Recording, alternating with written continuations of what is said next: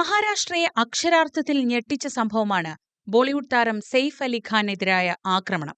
സംഭവത്തിന് ശേഷം മുംബൈ നഗരത്തിലെ സുരക്ഷ പോലും ചർച്ച ചെയ്യപ്പെട്ടു.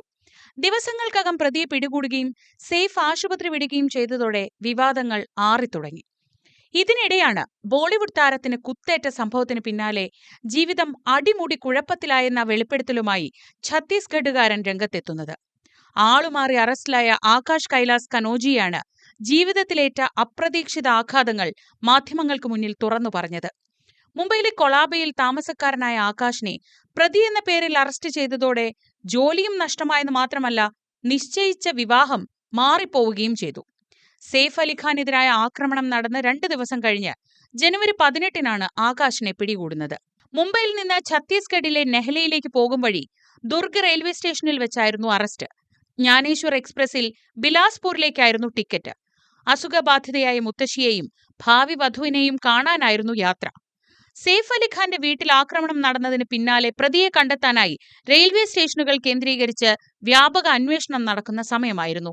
നടനെ ആക്രമിച്ചു കടന്നത് ആകാശ് കനോജിയാണെന്ന് മുംബൈ പോലീസ് റെയിൽവേ പോലീസിന് തെറ്റായ സന്ദേശം നൽകിയതാണ് അപ്രതീക്ഷിത സംഭവങ്ങളിലേക്ക് നയിച്ചത്. റെയിൽവേ പോലീസ് ട്രെയിനിൽ നിന്ന് കനോജിയെ പിടികൂടിയതോടെ മാധ്യമങ്ങളിൽ പ്രതിയെ പിടികൂടി എന്ന മട്ടിൽ ചിത്രം പ്രചരിക്കാൻ തുടങ്ങി. ഇത് കണ്ട കനോജിയുടെ ഭാവി വധുവും വീട്ടുകാരും വിവാഹം ഉപേക്ഷിച്ചു. ആകാശിനെ പിടികൂടിയ ഉടൻ RPF ചിത്രം സഹിതം വാർത്താക്കുറിപ്പിറക്കിയതാണ് യുവാവിന്റെ ജീവിതം പ്രതിസന്ധിയിലാക്കിയത്. കല്യാണം മുടങ്ങിയതിനു പിന്നാലെ കരാറുകാരൻ ജോലിയിൽ നിന്ന് പിരിച്ചുവിടുകയും ചെയ്തുവെന്ന് കൈലാസ് പറയുന്നു.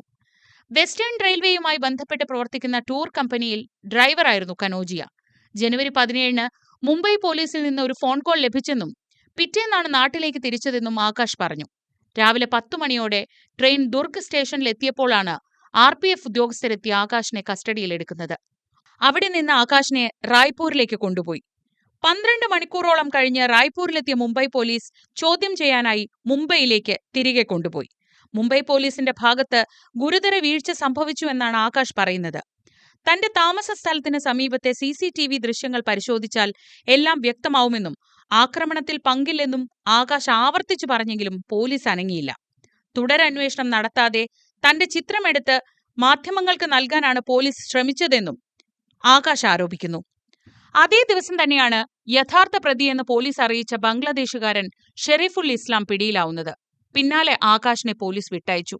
തൊട്ടടുത്ത ദിവസം തൊഴിൽ സ്ഥാപനത്തിലേക്ക് വിളിച്ചപ്പോൾ ഇനി ജോലിക്ക് വരേണ്ടെന്ന മറുപടിയാണ് ആകാശിന് ലഭിച്ചത്. വിവാഹത്തിന് താല്പര്യമില്ലെന്നറിയിച്ച് വധുവിന്റെ വീട്ടുകാർ കൂടി വിളിച്ചതോടെ പ്രതിസന്ധിയിലായി ആകാശ്. ആരെങ്കിലും ഇനി തന്നെ വിവാഹം കഴിക്കുമോ എന്ന് പോലും സംശയിക്കുന്നു ആകാശ് ഇപ്പോൾ. ഒരു ലഹരിമരുന്ന് കേസിലും മോഷണക്കേസിലും കുറ്റാരോപിതനാണ് ആകാശ് കനോജിയ. തെറ്റുകാരനല്ലെന്ന് ഒരിക്കൽ തെളിയുമെന്നാണ് കനോജി അവകാശപ്പെടുന്നത്. ഇപ്പോഴും പല മാധ്യമങ്ങളും തന്റെ ചിത്രം തെറ്റായി ഉപയോഗിക്കുന്നുവെന്നാണ് ആകാശിന്റെ പരാതി. സെയ്ഫ് അലിഖാന്റെ വീട്ടിൽ ആക്രമണം നടത്തിയ ആൾക്ക് മീശയില്ലെന്ന് CCTVയിൽ വ്യക്തമായിട്ടും മീശയുള്ള തന്നെ പിടികൂടിയത് എന്തടിസ്ഥാനത്തിലാണെന്ന് ചോദിക്കുന്നു കനോജിയ. എന്തായാലും കനോജിയ നിയമ നടപടിയിലേക്ക് കടന്നാൽ മുംബൈ പോലീസിനും RPFനും അത് ഒരേപോലെ നാണക്കേടാവും.